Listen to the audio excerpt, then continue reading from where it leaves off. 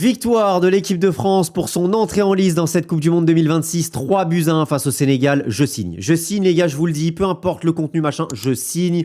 L'équipe de France nous a fait finalement de l'équipe de France. À chaque fois pour les entrées en lice de Didier Deschamps dans cette Coupe du Monde, c'est toujours un petit peu laborieux. Il y a souvent des réajustements au fur et à mesure de la compétition, mais au moins on gagne. Et franchement, comptablement parlant, je prends volontiers ces 3 points face au Sénégal qui est le meilleur adversaire dans ce groupe. Pour moi, c'est meilleur que la Norvège. On verra ce qui va se passer. D'ailleurs, on fera l'avant-match Sénégal-Norvège et on fera également France-Irak puisque dans quelques jours, l'équipe de France peut d'ores et déjà assurer sa qualification en cas de victoire face à l'Irak. Mais c'est vrai que dans le contenu, l'équipe de France nous a fait typiquement de l'équipe de France. Au-delà des entrées en lice dans ces compétitions internationales, l'équipe de France dans le contenu, ça a été le jour et la nuit dans la première période et dans la deuxième.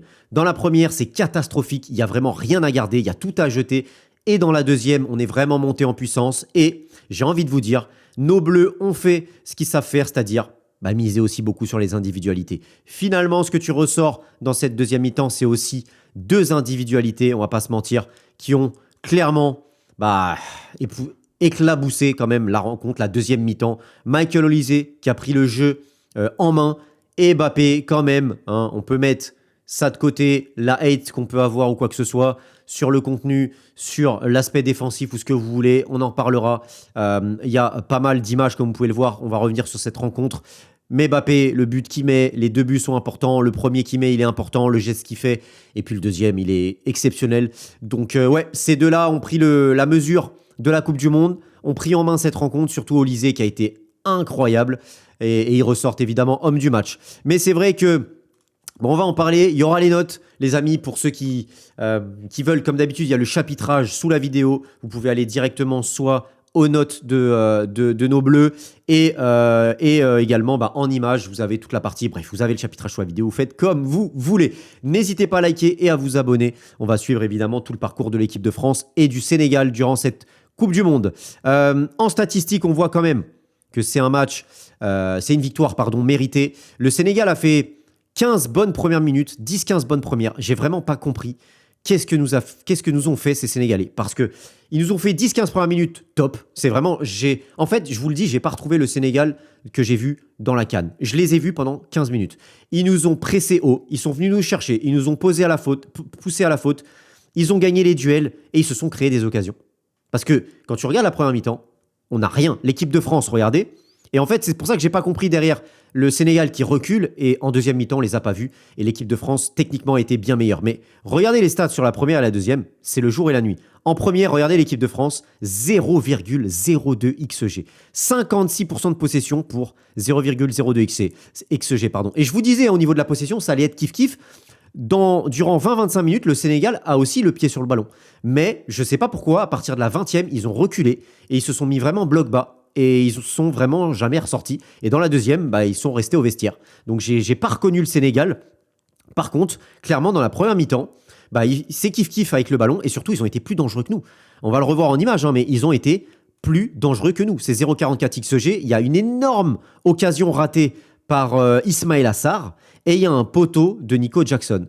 Un tir cadré, le seul tir cadré, il est sénégalais. L'équipe de France finit la mi-temps avec un tir, 0 cadré, 3 touches seulement dans la surface adverse. C'est tellement pauvre, tellement pauvre. Beaucoup de déchets techniques.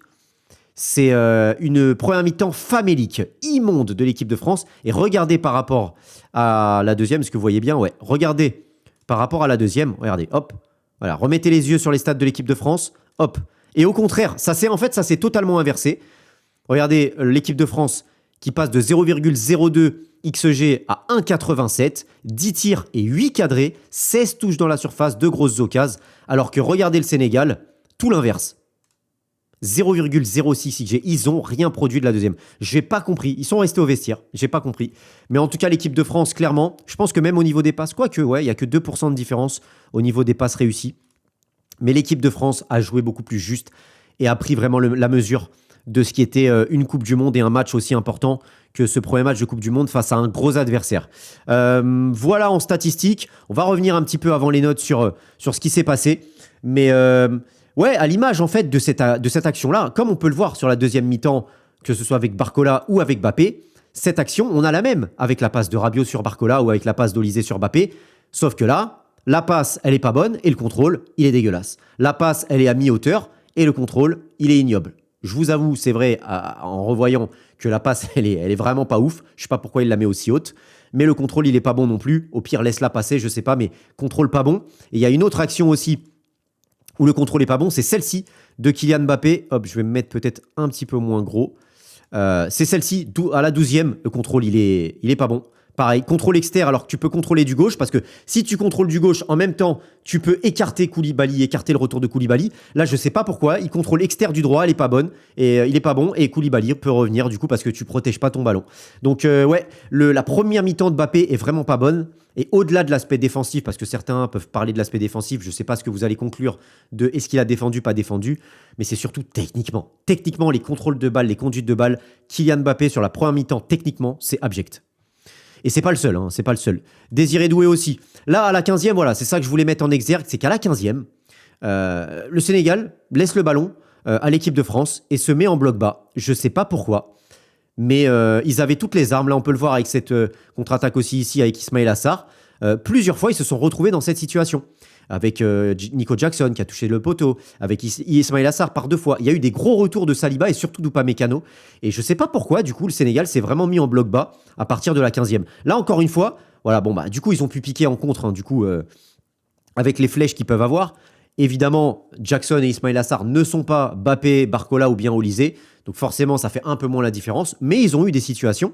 Et pour le coup, l'équipe de France était vraiment coupée en deux parce qu'il y a eu, dans ces 20 premières, des facilités côté Sénégal à se retrouver ici en 1 contre 1, sur Upamecano ou sur Saliba, à nous transpercer aussi au milieu de terrain, à la récupération ou pas. Et l'équipe de France était un peu coupée en deux. Ça a été trop facile dans le milieu de terrain de passer Tchouaméni et Rabiot. Tu sens qu'il manquait quelqu'un, il manquait une personne dans le milieu de terrain. Ça ne m'étonnerait pas que sur le prochain match, peut-être pas l'Irak, mais face à la Norvège, on densifie le milieu de terrain. À voir. Ou alors dans la phase à élimination directe. Mais honnêtement, après avoir vu cette première mi-temps et ce match même au global, je ne suis pas sûr qu'on continue en 4-2-3-1. À mon avis, il se peut qu'on voit quelqu'un rentrer dans le milieu de terrain. Ouais, là, il y a eu le poteau, on a eu chaud, parce que il y a pas mal de réussite. Parce que Mike Maignan, la touche du pied, elle a failli rentrer. Ici, ouais, récupération là, vous voyez, projection avec Nico Jackson. Et vous voyez, c'est trop facile à la récupération. En deux passes, il se retrouve dans notre surface. Et là, on a eu de la réussite parce que Mike Maignan la touche là. Oh là là, elle passe juste à côté. Et ouais, le Sénégal est plus tranchant en fait que l'équipe de France. Là, il y a cette frappe. Le Sénégal est plus tranchant que l'équipe de France. Et nous, on n'a rien. On n'a rien. Là, c'est hyper mal tiré. Les coups de pied arrêtés qui doivent être une force de l'équipe de France. Corner et coup franc. Parce qu'il y a Tchouaméni, il y a Rabiot, il y a Koundé, il y a Théo Hernandez, de la tête. On a des joueurs de tête. Mais ça a été tellement mal tiré. Là, ce coup franc est tiré dans aucune zone finalement. Donc, ouais, on a le pied sur le ballon. Dans la fin de première mi-temps, dans les 20-25, en gros, dans la deuxième partie de la première mi-temps. Mais on n'en a rien fait de ce ballon. Au contraire du Sénégal, qui dans la deuxième partie de la première mi-temps laisse le ballon à l'équipe de France, mais arrive à se créer des situations. Et là, on a failli encaisser un but. Là. Ouais. Et ça a été trop facile. Trop facile. Là, vous voyez, encore une fois, personne au milieu de terrain, incompréhension entre Rabiot et Saliba, Tchouaméni est loin. C'est trop facile. C'est trop facile. Et c'est pour ça que je pense qu'il va y avoir un milieu en plus pour les matchs à élimination directe, parce que ça a été trop facile pour le Sénégal. Et là, on peut aller à gauche.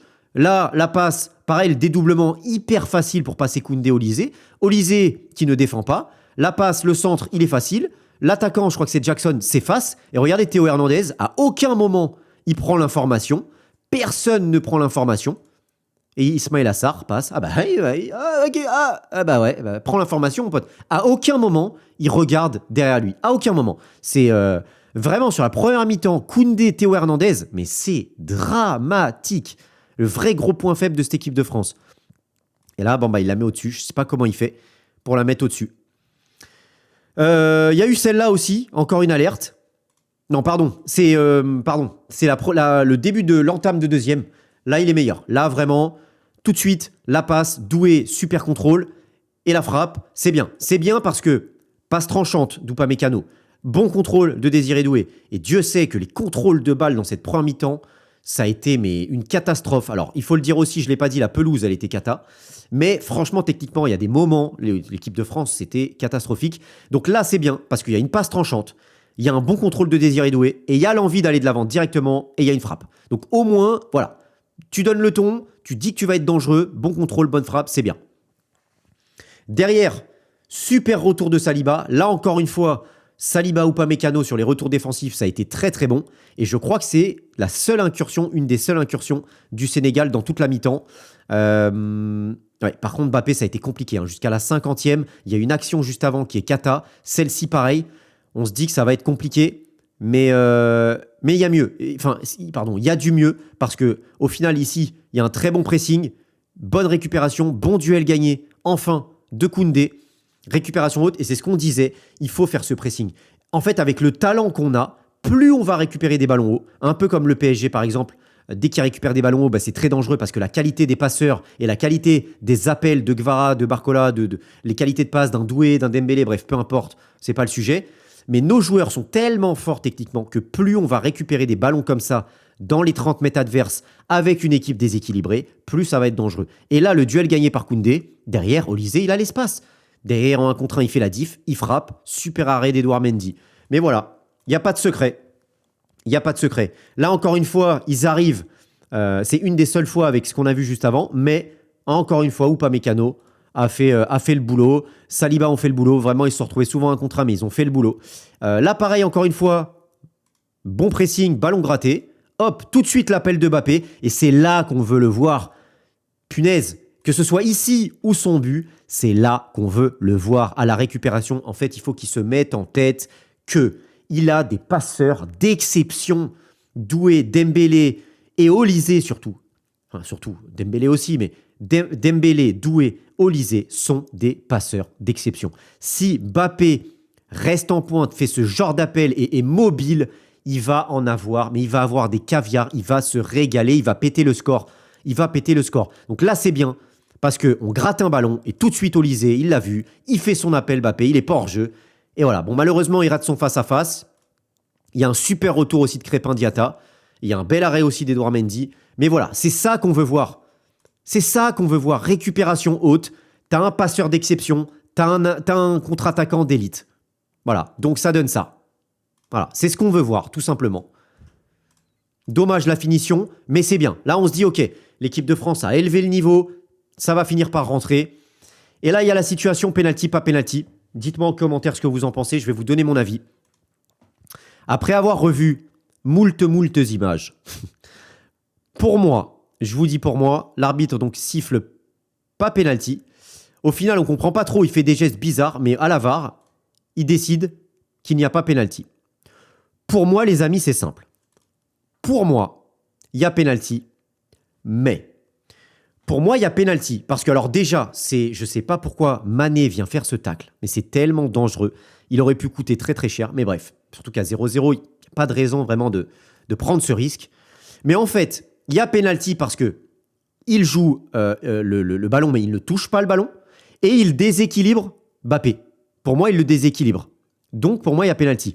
Par contre, pourquoi je comprends qu'il n'y ait pas penalty, c'est que l'arbitre à vitesse réelle ne désigne pas le point de pénalty. Donc, même si le VAR lui dit « il y a un doute, va revoir les images », l'arbitre, même en revoyant les images, ne se déjuge pas. Pourquoi ? Parce que comme pour lui, il n'a pas sifflé pénalty, aux images, on voit que c'est hyper léger, qu'il le déséquilibre, mais que c'est léger. Parce que avec son pied, il ne prend pas le pied d'appui. C'est vraiment juste avec le genou qui prend la jambe gauche de Mbappé et que du coup, c'est hyper léger. Mais en fait, comme c'est léger, bah pour lui, ça n'est pas une erreur manifeste. Et c'est ça, en fait, la règle avec la VAR, c'est est-ce que c'est une erreur manifeste ?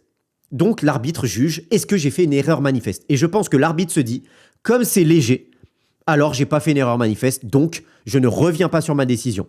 Mais pour moi, il y a penalty, et pour moi, l'arbitre à vitesse réelle aurait dû siffler penalty. Et quand tu revois les images, tu te déjuges pas parce que c'est léger, mais il le déséquilibre un petit peu. Mais à partir du moment où tu siffles pas, ça n'est pas une erreur manifeste parce que c'est léger, donc tu ne reviens pas sur le penalty. C'est pour ça que je pense qu'il siffle pas penalty. Là, voilà. Encore, il y a celle-là aussi. Putain, c'était frustrant parce que là, pareil, Olysée, quelle passe encore. Là, Mbappé, il doit mieux faire aussi. Putain, c'était tellement frustrant. Olysée, il doit péter un plomb parce que là, il a pris vraiment le match en main. Là, en fait, ça change tout, quoi. Olysée, c'est n'importe quoi. C'est n'importe quoi, Olysée. N'importe quoi. Et là, c'est le contrôle orienté, dingue. La passe, magnifique. Et Mbappé, je sais pas, il y croit pas, je sais pas, je sais pas. Mais il y a de quoi être frustré. Mais il y a beaucoup de mieux. Et là, il y a Olysée, encore une fois. C'est exceptionnel. Et là, la passe d'Olysée, incroyable pour Mbappé. Magnifique. Comme Moussiala face au Curaçao, en une touche, boum. Elle est croisée, elle est belle. Et c'est ce qu'on veut, c'est ce qu'on demande. Tu auras des passes exceptionnelles. Koulibaly, il est lent. L'appel, il est bon, dans le bon tempo. Tout de suite, il croise. Magnifique. Magnifique travail de Mbappé. Magnifique travail d'Olysée. Olysée a pris le match en main. Mbappé a été plus mobile, a fait les bons appels et a mieux joué et a mieux fini. Merci les gars, c'est là qu'on veut vous voir, tout simplement. Et cette phase-là, on va la voir à plusieurs reprises et ça va faire beaucoup de bien. Il y a ce but hors-jeu de Nico Jackson. Oui, il y a hors-jeu. Hop, au départ du ballon, il y a bien hors-jeu. Mais belle finition de Nico Jackson sous la barre. Et Doué aussi, Doué qui est sollicité aussi. Là, on voit que l'équipe de France déroule. Hein. Pour le coup, dans cette deuxième mi-temps, le Sénégal n'a pas existé. J'ai pas du tout reconnu le visage du Sénégal. Là, encore une fois, il y a Mbappé. Pardon, il y a Mbappé. Il y a Barcola. Récupération de l'équipe de France. Tout de suite, projection avec Adrien Rabiot. Et là, en fait, il n'y a pas plus dangereux que cette équipe en transition. Clairement, je pense que les équipes, en ayant vu le match de l'équipe de France, elles vont se dire on va attendre bas, quoi. C'est un peu comme face au PSG, on se dit en fait on va défendre bloc bas et puis on va leur laisser le ballon parce que en contre-attaque tu laisses des espaces, c'est pas possible parce que là pareil, la récupération, Rabiot qui se projette, regardez l'appel de Barcola, tu peux pas défendre. Regardez où est-ce qu'il est Koulibaly, tu peux pas défendre contre ça, tu peux pas défendre en transition avec des espaces dans le dos face à Barcola, Mbappé et des passeurs comme Olysée, Doué, Dembélé, Rabiot, c'est trop compliqué. Et là magnifique, l'entrée de Barcola magnifique. Ouais, il va y avoir un casse-tête du coup pour Didier Deschamps. Parce que Barcola en équipe de France, mine de rien, il a des matchs références. Il a des buts, il a des matchs références. Dembélé sort un match, encore une fois, un peu mid. Doué, pareil. Barcola rentre, il marque. Donc parmi ces trois-là, il va y en avoir un, voire deux qui vont être sur le banc. Pas face à l'Irak, mais peut-être la Norvège. Il y en aura un, voire deux. Il se peut que Barcola intègre l'équipe de titulaire et que Dembélé ou Doué soient sur le banc. Parce que, ouais, encore une fois, magnifique. Et la finition, c'est Barcola, équipe de France. Donc elle est dedans, tout simplement. Grosse erreur ici, ça a failli nous coûter très cher. Grosse erreur, Ibrahim Mbaye qui rentre aussi, qui lui, les deux Parisiens qui rentrent, qui marquent. Ça fait plaisir. Mbaye qui rentre, et là, mais grossière erreur de Mike Maignan. Grossière erreur. La frappe, elle est sur lui. Quelle erreur de Mike Maignan. Quelle erreur.